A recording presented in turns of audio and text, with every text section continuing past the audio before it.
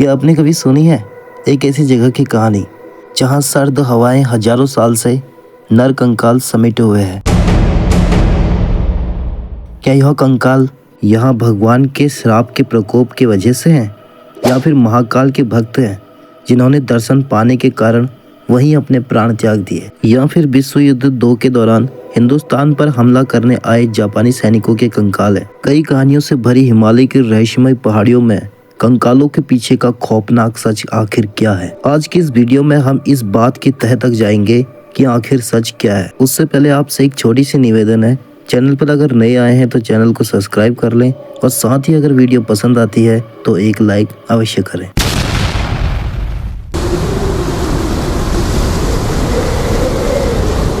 ये कहानी रूपकुंड की है, एक ऐसी झील जहां हजारों साल पुरानी कंकालों की झील आज भी हमें अपनी चुप्पी से डराती है।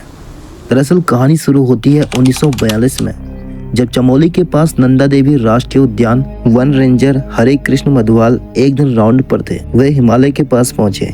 वहां उन्हें एक तरह का कुंड मिला जो कि आम बात थी, लेकिन जब हरे कृष्ण जी कुंड के पास गए तो उन्हें कुछ ऐसा खौफनाक मंजर सामने दिखाई दिया जिसकी कल्पना उन्होंने शायद सपने में भी नहीं की होगी। उन्हें उस कुंड के पास 500 से 800 नर कंकाल दबे दिखाई दिए, जो वहां कैसे आए कब आए पता नहीं। बहुत डर के मारे अपने उच्च अधिकारी यानी ब्रिटिश सरकार अधिकारी को बताने गए। पहले तो उनमें से किसी को यकीन नहीं हुआ, पर वहां स्वयं जब जाकर सबने देखा तो उनकी आंखें खुली की खुली रह गई। खौफनाक का एक सन्नाटा छा गया और प्रशासन समझ गया कि बात सीरियस है।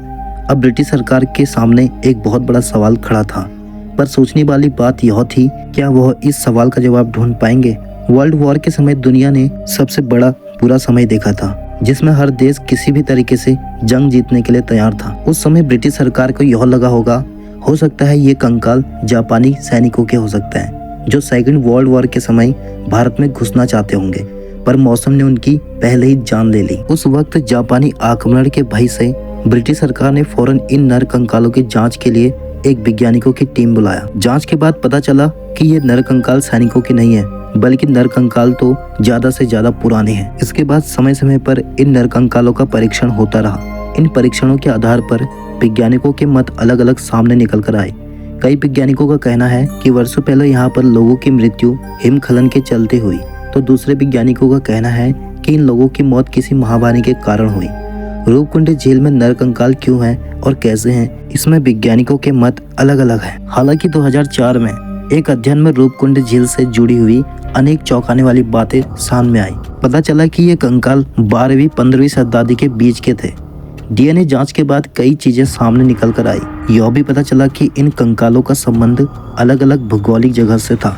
अंत में वैज्ञानिकों ने बताया कि काफी समय पहले इन लोगों की मृत्यु किसी भारी गेंद जैसे आकार चीजों का सिर में गिरने से हुई थी, लेकिन इनकी मौत का कोई सटीक प्रमाण फिर भी नहीं था। आपको जानकर आश्चर्य होगा कि हिमालय पर्वत पर रहने वाली महिलाओं के प्रसिद्ध लोकगीत में एक माता का वर्णन आता है। लोकगीत के मुताबिक ये देवी माता बाहर से आए लोगों पर गुस्सा करती थी, जो यहाँ आकर पहाड़ की सुंदरता में खकल डालते थे।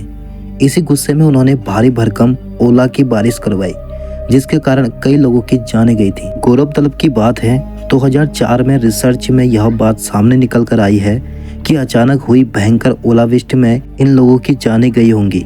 वहीं आज भी इस रूपकुंड के झील का रहस्य झील के भीतर ही दफन है। झील के पास किसी को भी जाने की अनुमति नहीं है। लोगों का कहना है कि यहाँ पर अक्सर रहस्यमय तरीके से घटनाएं होती रहती हैं, जिसके चलते यहाँ पर जाना सख्त मना है। खैर दोस्तों, आप इसके बारे में क्या सोचते हैं, हमें कमेंट सेक्शन में जरूर बताएं। क्या वाकई ये कंकाल जापानी सैनिकों के हो सकते हैं, या फिर इसके पीछे कोई अलग ही कहानी छुपी हुई है। दोस्तों, वीडियो पसंद आए तो एक लाइक अवश्य करें। मिलते हैं एक नई वीडियो के साथ।